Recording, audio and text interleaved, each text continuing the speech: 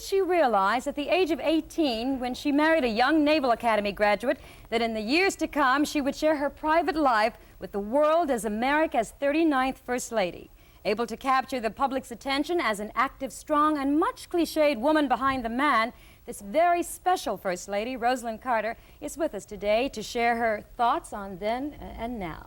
Good morning. Good morning. Nice to see you again. Thank you. I have to ask you a sort of in question. Did you have any difficulty getting through our gates this morning? I didn't. Do you remember the very first time that you came to Channel 5? You're going to tell what happened. Well, I was traveling campaigning with a friend, and we didn't have schedules because we didn't know anybody. We were just driving into cities or small towns, anyway, knocking on the door to radio stations, television stations. So we decided one morning that it would be nice to be on the morning show here. So we came driving in, and there was the gate. But we told the man in the booth that I wanted to be on the show. I think he thought that I was supposed to be on the show. He opened the gate, and we came in, and I got into the office, and I told them that I would like to be on the show.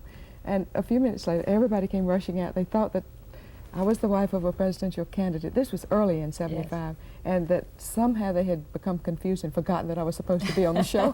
Well, I remember getting off the air, and they're saying, there was this really pretty woman out there saying that her husband's going to be the next president of the U.S. As it turned out, he was. How is the president? He's fine. He's fine. He's really thrilled with what he's doing. He has the Carter Center, which is a school of Emory University. Will be on the site of the Carter Presidential Library when it's completed.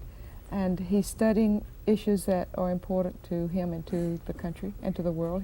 We just had a conference on U.S.-Soviet relations that was the culmination of 2 years of study, almost 2 years of study, with Gerald Ford. He asked President Ford to co-chair it with him, and we had Ambassador Dobrynin and the top people in our country and in the world. We had representatives from all countries that have nuclear weapon capability. And that was so one of the things he's doing. So he's, the next one's going to be on Latin America. There was one earlier on the Middle East. Let's talk about all of those things as we go down memory lane, because what I remember, Roselyn, what sticks in my mind is the two of you walking on inaugural day of Pennsylvania Avenue.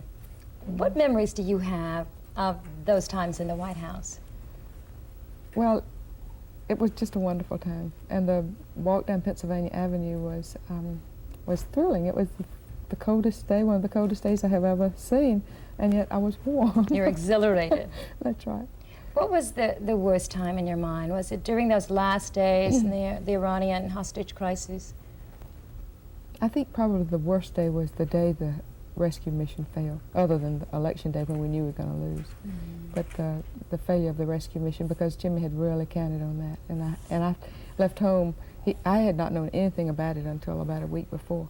And I left home to go on a campaign trip, thinking that while I was gone I would get a call saying the hostages had been rescued. I was so excited and thinking it was all going to be over. And then the call came that it had failed, and I heard Jimmy's voice on the telephone, and I knew what a tragedy it was. You know, timing is everything, they say in life. The timing on inaugural day of President Reagan, that was the day that the hostages were released. What was it like for President Carter at that time? I mean, I'm sure he was exhilarated with the release of the Americans, but at the same time leaving office and having it happen, sort of stilling the thunder of the moment, if you will. Well, I've heard him say it was the happiest day of his life. To know, we thought it was going to be a sad day leaving the White House. But then the hostages were coming home, and we had worked so long and hard to do that. Well, leading up to Inauguration Day on the weekend before, when we thought the hostages might come home while Jimmy was still president, we were just hoping and praying and wanting them to come home so bad. And then in the morning of Inauguration Day, when you realized that they would not come home while you were there, all of a sudden it didn't matter. The only important thing was that they were coming home. And we knew they were sitting on the runway waiting for the new president to be inaugurated before they would come home. But just the fact that they were coming home. Lots going on politically. Bitburg is on almost in everybody's mind, and more than they're talking about the economic summit, they're talking about whether or not the president should have gone. And I read somewhere where President Carter said that it was really too late to back down. He should have made that decision earlier if he was going to change his mind. How do you feel about that? Well, it was an unfortunate decision. The purpose, I think, was noble. The choice of places to go to try to heal wounds was unfortunate, because I think it's, instead of healing wounds, it's opened wounds. Speaking of choices, your daughter, Amy, who I can't believe is 17 years old.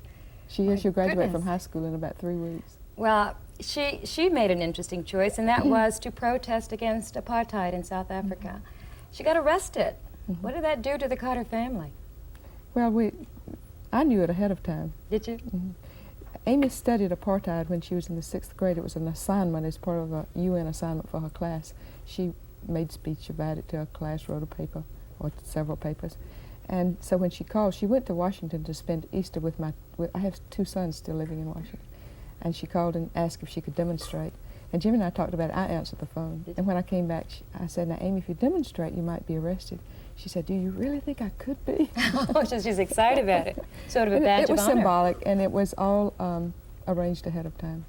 Speaking of arrangements, back in Plains in those early days with you and Jimmy, the family really would like to have arranged a different kind of marriage from what I understand in your book. How did the family come to terms with you and you come to terms with them? Well, Jimmy's mother always took up for the underdog, and evidently I was the underdog in that situation. But I didn't know until a good many years later that Jimmy's father really did not want him to marry me. Why? I don't know. I know it. Jimmy had left Plains, and I was closer to Ruth's age, who was his younger sister, and I think his father just saw me as a child, which I almost was. You know, some of the tragedy of post-White House days was the loss of Miss Lillian and of his sister, Yes.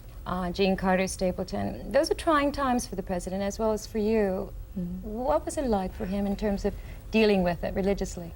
Well, Ruth was sick for a short while. She found out in March that she didn't have long to live, and she died in September. And but she was, before the end, she was so at peace with it, and to see her at age 53 come to terms with that and be at peace with it was really well, the things we read was that she was so positive. She thought she was going to live until the end, and then when she realized she wasn't, she was so positive that it made it easier for us. The hard part was for Jimmy's mother to see her daughter die before she did. She knew that she couldn't live too. And she died 1 month after Ruth did. It was a hard time for us, but both of them were at peace with it when it came in, which helped to make it easier. 83 was not a good year. Not a good year. Going back to the years in the White House, one of the hard times for the president, at least in the papers anyway, was Billy Carter. Billy Beer, the ties with the Libyans, the time when this country was not, and still not, on the best of terms with Libya. What was Billy like? I mean, is he really irascible the way he appears? He's fun. Everybody loves him, and he has a good time, and he's fun. And I'm really proud of Billy, because he has not had, he was having problems with alcohol, I think, which caused almost everything, but he went through the treatment center, and he has not had a drink since before Jimmy was out of office. He's the vice president of his company now, and just doing really well. And one of the causes of Mrs. Reagan is drug abuse, and one of your causes was mental health. And I was thinking last night, Rose, and I said, gee, it seems each First Lady seems to have her own cause. Lady Bird was beautifying America. I think Jacqueline Kennedy redecorated the White House. What do you think of Mrs. Reagan and what she's doing? Well, she had a lot of criticism when she first went into office, and it's very hard to turn that kind of image around, and I think she's done a good job of that. I think people identify her now with her drug program, which she's worked very hard on. Do you think she, like you were much criticized for having too much influence on the husband, do you think she's sort of the lady behind the man the way you appear to be with Jimmy Carter? Well, if she's the lady behind the man the way I appeared to be, she's not too much of an influence. Why do you say that? Well, Jimmy and I always talked to issues. We always talked about what we were doing in the day and so forth. But he made the decision. But you know, we would say in the press that Roselyn Carter is co-president. You heard that a great deal, and when you went to South America, particularly Ecuador, they weren't too receptive to a woman coming down in an ambassador role or statesman's role. What was that like? Well, no, all of the publicity I got about it before the trip, they said that they would not receive me well. But what people didn't realize, what the press didn't realize at that time, was that every leader in the world wants to meet the President of the United States, particularly when it's somebody new and they don't know. and they were all waiting eagerly to see me. Every once in a while one would think, well, one of them, and I remember was determined he was not going to talk issues to me, one of those heads of state. But then when he realized that I did know the issues, I had a little statement that took me about 5 minutes to make about Jimmy's foreign policy as it pertained to Latin America. And by the time I would get through with that, they would know that I knew the issues. But also they could pour out their grievances to me, and they knew that I would go back and tell Jimmy. So they were, and the publicity was not very good in the beginning, but then as everybody, the leaders saw that I had been talking issues in the first part of the trip, they were waiting for me. See, now we didn't get that. You think the press is a little lopsided in the coverage of certain things? No, I think the press was pretty good about my trip. In fact, I never did have a lot of trouble. My trouble with the press was that I wanted more coverage with my mental health programs and those kinds of things, and sometimes I didn't get that. And not because I wanted people to know what I was doing, but because the more you talk about mental health, and the more people realize that it is all right to have a mental problem, then you have the stigma, which is so bad. Help remove the stigma. Talking about mental health as an issue, it seems as though this current administration has taken funds away from all of that sort of thing. Sad. Yeah. Sad. How do you... And the problem is that the country's so bankrupt now, how will we ever get back some of these things we really need? And the mental health legislation that we passed in 1980, after I worked on it for 4 whole years and with the experts in the field, didn't really cost a lot more money. It just kind of, it just moved it around, you know, it reorganized the program so that it was more effective. Two questions in conclusion, and these are sort of yes or no questions. I know politicians and politicians' wives don't like these kind of questions. Do you like Ronald Reagan, and are you thinking about running for office either in Georgia or nationwide? I like the president. I don't like his policies. And I'm not going to run for office. I have too much else to do. Not even in Georgia? No. How about President Carter? Is he thinking about seeking elective office again? No. Never? I would like for him to, but I think he's so caught up in what he's doing and so interested in that, and thinks that it can be effective, and I don't think I think it's something you put that was part of your life, and now you move on to the next part of your life. What would you like him to run for? President. Ah, the last time you said that here in this building, he ran for president and he won. No, he won't run again, but I think he would be a good president. If he was a good president, he would be good again.